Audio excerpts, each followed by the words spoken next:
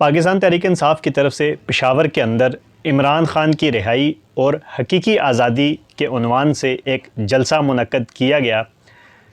جس میں P T I کے مطابق لاکھوں افراد نے شرکت کی۔ السلام علیکم، میں ہوں ہارون افتخار قریشی۔ آج تاریخ ہے 29 ستمبر۔ پشاور کے اندر پاکستان تحریک انصاف نے ایک پاور شو کیا، ایک جلسہ کیا، اور اس جلسے کو نام دیا گیا تھا عمران خان کی رہائی اور حقیقی آزادی۔ پی ٹی آئی نے یہ دعویٰ کیا ہے کہ اس جلسے کے اندر لاکھوں افراد نے پورے ملک سے شرکت کی ہے۔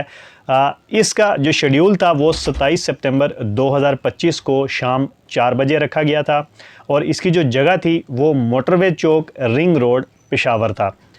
پارٹی پاکستان تحریک انصاف جو ہے اس نے دعویٰ کیا ہے کہ یہ خیبر پختونخوا کی تاریخ کا سب سے بڑا جلسہ تھا، جس میں لاکھوں افراد نے شرکت کی۔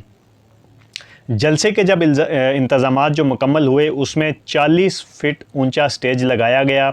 ہزاروں کرسیاں لگائی گئی، جھنڈے، بینر، قائدین کی تصویروں کے ساتھ تزئین و آرائش، اور خواتین کے لیے علیحدہ انتظامات خصوصی طور پہ کیے گئے۔ کارکنان اور قائدین خیبر پختونخوا سمیت ملک کے مختلف اضلاع سے اس جلسے میں شرکت کے لیے پہنچے، اور یہ جو کارکنان کی جو آمد تھی وہ قافلوں کی شکل میں تھی جو ملک کے مختلف شہروں سے پشاور کے اندر پہنچے۔ اس جلسے کے اندر جو بیانیہ تھا، جو مطالبات تھے، اور اس جلسے کو کرنے کا جو مقصد تھا وہ بنیادی طور پہ عمران خان کی رہائی تھا، اور جلسے میں یہ بھی کہا گیا کہ 8 فروری کے انتخابات منظور نہیں کیے جائیں، کیونکہ وہ چوری شدہ مینڈیٹ ہیں، اور پاکستان تحریک انصاف کا جو مینڈیٹ ہے وہ چوری کر کے مسلم لیگ نون کو دیا گیا اور انہیں اقتدار میں لایا گیا۔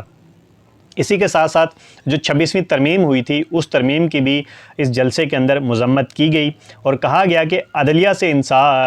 سے انصاف کی فراہمی، میڈیا کی آزادی، صوبائی خود مختاری، خصوصاً پانی اور معدنیات کا حق مقامی لوگوں کو دینے کی تلقین بھی شامل رہی۔ اس میں یہ مطالبات کیے گئے، اور اس کے ساتھ ساتھ خیبر پختونخوا کے اندر کسی نئے فوجی آپریشن کی بھی جو ہے وہ مخالفت کی گئی ہے، اور اس فوجی آپریشن کے حوالے سے عمران خان بارہا یہ پیغام دے چکے ہیں کہ صوبائی حکومت اس میں کردار ادا کرے اور اس آپریشن کو روکے۔ اس میں جلسے کے دوران کچھ ناخوشگوار واقعات بھی رونما ہوئے۔ علی امین گنڈا پور کی تقریر کے دوران اور علی محمد خان کی تقریر کے دوران، جلسے کے دوران جب وزیر اعلیٰ علی امین گنڈا پور خطاب کر رہے تھے تو ذرائع کے مطابق بعض کارکنان نے سٹیج کی طرف بوتلیں پھینکی اور نعرے بازی بھی کی، جس سے عارضی طور پر جو ہے علی امین گنڈا پور کا جو خطاب تھا وہ بھی متاثر ہوا۔ اس جلسے کے صدر عرفان سلیم نے کہا کہ یہ واقعہ جمہور کی آواز ہے، یعنی کہ یہ جو جلسہ ہے یہ جمہور کی آواز ہے، یعنی عوام اپنی رائے کا اظہار کر رہے ہیں، اور یہ مطالبہ ہے کہ پارٹی بانی کے حقیقی بیانیے پر عمل کرے، یعنی کہ عمران خان کا جو حقیقی بیانیہ ہے اس پر پارٹی عمل کرے۔ اب جب یہ جلسہ ہوا، اس جلسے کے بعد جو سیاسی مخالفین تھے ان کی طرف سے تنقید بھی کی گئی اور مخالفت بھی کی گئی۔ سب سے پہلے وفاقی وزیر امیر مقام نے اس جلسے کا رد عمل دیتے ہوئے کہا کہ یہ فلاپ جلسہ تھا، اور مزید یہ کہا کہ یہ خیبر پختونخوا کے عوام نے اور پارٹی کارکنان نے بھی جلسے کا جو ہے وہ بائیکاٹ کیا۔ اچھا، اس میں جو مخالفین تھے ان کا مزید کہنا ہے کہ جلسے کی حقیقی تعداد کم تھی، جو دعوے کیے گئے تھے کہ لاکھوں لوگ آئیں گے وہ مبالغہ آرائی ہے، یعنی کہ جو پاکستان تحریک انصاف کی طرف سے دعویٰ کیا گیا ہے کہ جلسے کے اندر لاکھوں افراد نے شرکت کی، وہ جھوٹ ہے، صرف مبالغہ آرائی ہے، اور حقیقت جو ہے وہ اس کے برعکس ہے۔ لیکن پاکستان تحریک انصاف کا یہ موقف ہے کہ 5 لاکھ سے زائد افراد جو ہے وہ جلسے میں شریک ہوئے، لیکن اس تاحال سرکاری یا دیگر ذرائع سے یہ واضح نہیں ہے کہ حقیقی تعداد اس جلسے کے اندر جو شرکاء تھے ان کی کتنی تھی۔